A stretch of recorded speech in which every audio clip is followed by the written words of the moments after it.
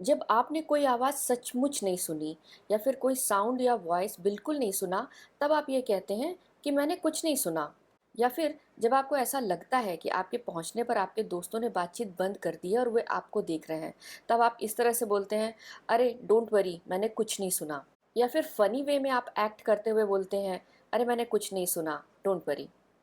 तब मैंने कुछ नहीं सुना को इंग्लिश में कहा जाता है, I did not here any thing. I did not here any thing. ये एक पास्ट सिंपल टेंस का नेगेटिव सेंटेंस है। डिड नॉट का प्रयोग किया गया है। I did not here, I did not here any thing. जब आपको कोई न्यूज़ शेयर करनी होती है, तब आप बोलते हैं, मुझे तुम्हें कुछ बताना है। या फिर जब आपको कोई इम्पॉर्टेंट पर्सनल मैटर डिस्कस करना होता है, तब भी आप इस तरह से बोलते हैं, मुझे तुम्हें कुछ बताना है। तो इसको इंग्लिश में कहेंगे, I have something to tell you.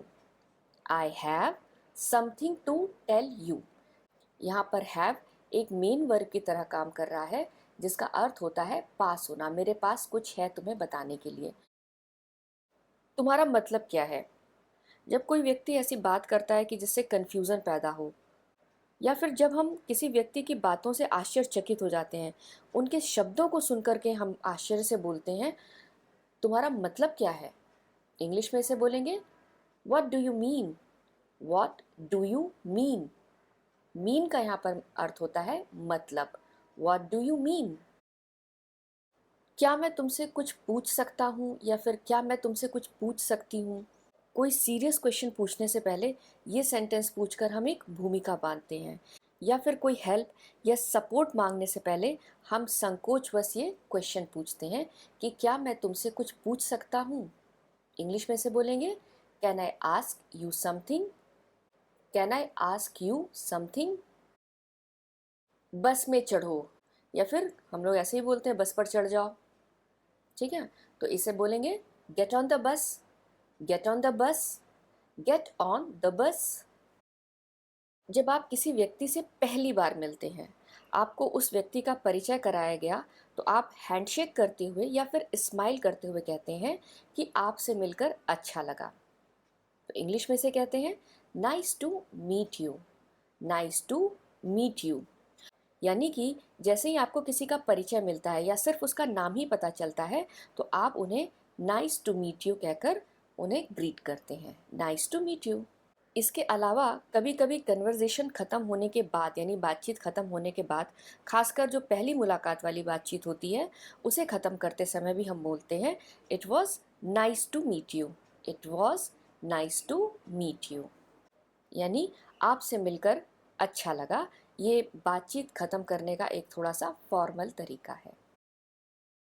Office में, वर्क प्लेस में या फिर स्कूल में किसी की गलती मिलने पर हम उसे इस तरह से बोलते हैं, तुमसे गलती हो गई है।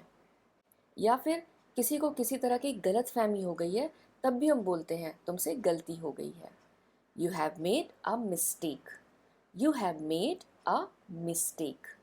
इस फ्रेज पर ध्यान दीजिएगा, गलती हो गई, मेड अ मिस्टेक। वह शर्मीली है। जब किसी का इंट्रोडक्शन हम देते हैं तो बताते हैं उसका नेचर कि वह शर्मीली है। या फिर कोई महिला या लड़की पार्टी में या फंक्शन में बहुत शांत है, ज़्यादा बात नहीं कर रही है, तब हम उसका रीज़न बताते हुए भी कहते हैं वह बहुत शर्मीली है। She is shy. She is shy. जब मेहमानों को बैठने के लिए बोलना हो, या फिर ऑफिस में आप किसी को कुर्सी की तरफ इशारा करते हुए कहते हैं बैठ जाइए, तब इंग्लिश में उसे सिट कहने के बजाय कहिए have a seat. Have a seat. या फिर प्लीज़ लगा करके बोलिए, please have a seat. Please have a seat. थोड़ा और इंतज़ार कर लो। जब किसी व्यक्ति से थोड़े समय के लिए इंतज़ार करने के लिए कहना है, बहुत ज़्यादा नहीं, थोड़े समय के लिए धैर्य रखने के लिए बोलना है, तब हम ये कहते हैं थोड़ा और इंतज़ार कर लो, क्योंकि जिस चीज़ के लिए वो वेट कर रहे हैं वो अभी रेडी नहीं हुई है। तो इसे इंग्लिश में इस तरह से बोलेंगे, wait a little longer. Wait a little longer. जैसे कोई व्यक्ति चाय का इंतज़ार कर रहा हो और चाय लगभग तैयार ही हो गई है, तो हम उससे कहते हैं wait a little longer, the tea is almost ready. Wait a little longer, the tea is almost ready. सावधान रहना, ध्यान रखना। अगर कोई व्यक्ति किसी ऐसी वस्तु को इस्तेमाल कर रहा हो जिससे चोट लगने का खतरा हो, या वो वस्तु इतनी डेलिकेट हो कि शायद यूज़ करने से वो टूट जाए या ख़राब हो जाए, तब हम कहते हैं सावधान रहना या ध्यान रखना। तो इंग्लिश में इसके लिए बोलेंगे बी केयरफुल, बी केयरफुल। या फिर खेलते समय बच्चों को सावधान रहने के लिए हम बोलते हैं बी केयरफुल, सावधान रहो, बी केयरफुल।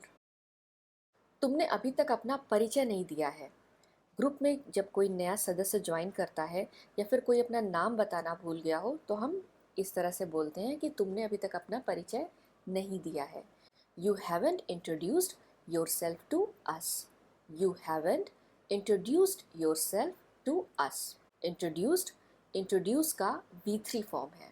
इंट्रोड्यूस मतलब परिचय देना। हम बस बातें कर रहे हैं।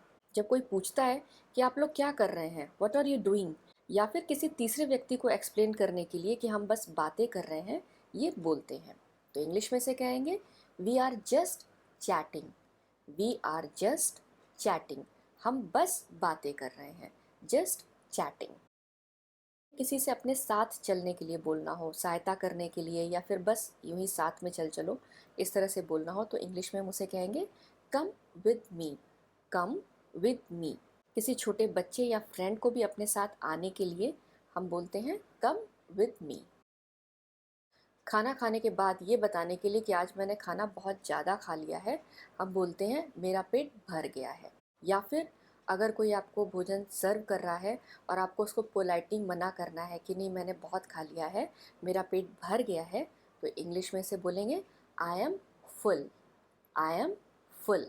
आई एम, ये आई और एम का शॉर्ट फॉर्म है, आई एम। जब कोई शांत हो पर उसके फेशियल एक्सप्रेशन से ऐसा लग रहा हो, उसके चेहरे के हाव भाव से ऐसा लग रहा है कि वह कुछ बताना चाहता है, कुछ कहना चाहता है, तब हम पोलाइटली पूछते हैं क्या तुम कुछ कहना चाहते हो। या फिर ऐसा लगे कि कोई व्यक्ति किसी बात को छुपाना चाहता है, उसे हाइड कर रहा है, तब हम स्ट्रिक्टली पूछते हैं क्या तुम कुछ कहना चाहते हो। तो इंग्लिश में इस तरह बोलेंगे पोलाइट वे में, do you want to say something, do you want to say something.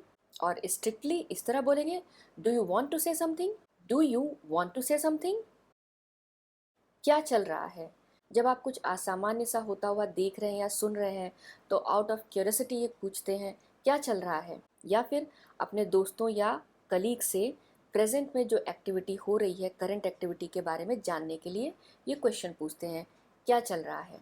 तो इंग्लिश में इसे इस तरह बोलेंगे what is going on, what is going on.